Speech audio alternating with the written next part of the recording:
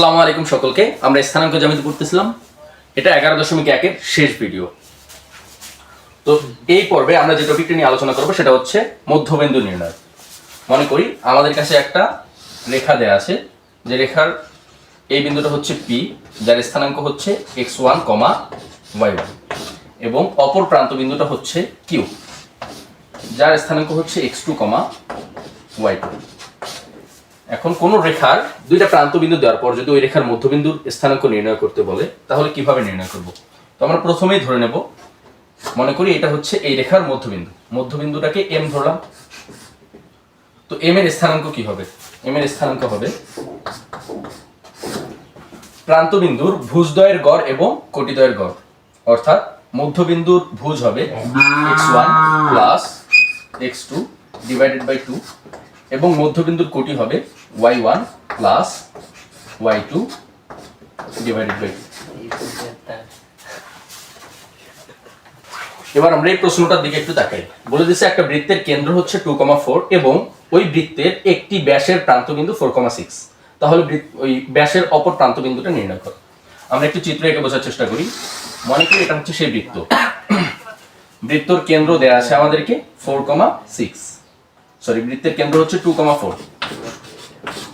তো এই কেন্দ্রগামী একটা ব্যাস আছে, কেন্দ্রগামী জ্যা, এটা হচ্ছে একটা ব্যাস। এই ব্যাসের একটা প্রান্তবিন্দু আমাদেরকে দেয়া আছে, প্রান্তবিন্দুটা বলছে 4,6।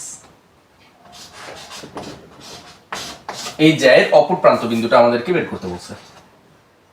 তো অপর প্রান্তবিন্দুকে ধরলাম এ, যার স্থানাঙ্ক আমরা জানি না, ধরে নিচ্ছি x, y। তো এই x এবং y এর মান আমাদেরকে বের করতে হবে। বৃত্তের ব্যাস কেন্দ্র দ্বারা সমদ্বিখণ্ডিত হয়, আশা করি এতটুকু আমরা জানি। তাহলে কেন্দ্র থেকে এদিকে যতটুকু দূরত্ব, এদিকেও ঠিক ততটুকুই দূরত্ব, অর্থাৎ ব্যাসার্ধ পরিমাণে দূরত্ব।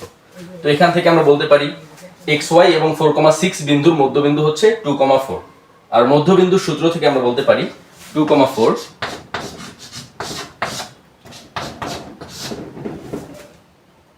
x plus 4/2, y plus 6/2। এখান থেকে লিখতে পারি 2 ইকুয়ালস টু x প্লাস 4/2 এবং 4 ইকুয়ালস টু y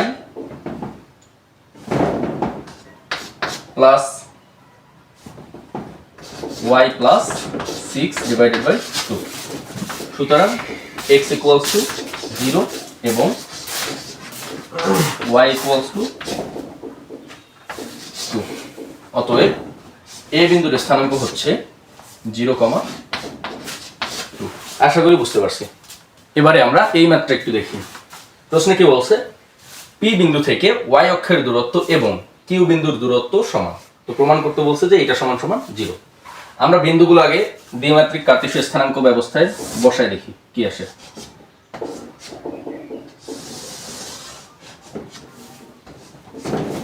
বলছে p of x, y, ধরে নিচ্ছি p বিন্দুটা এখানে আছে, p of x, y। তো এই বিন্দু থেকে y অক্ষের দূরত্ব, এটা y অ্যাক্সিস, এটা হচ্ছে x অ্যাক্সিস। তো p বিন্দু থেকে y অক্ষের দূরত্ব কিসের সমান? এই বিন্দুটা ভুজের মডুলাসের সমান, অর্থাৎ মডুলাস অফ x এর সমান।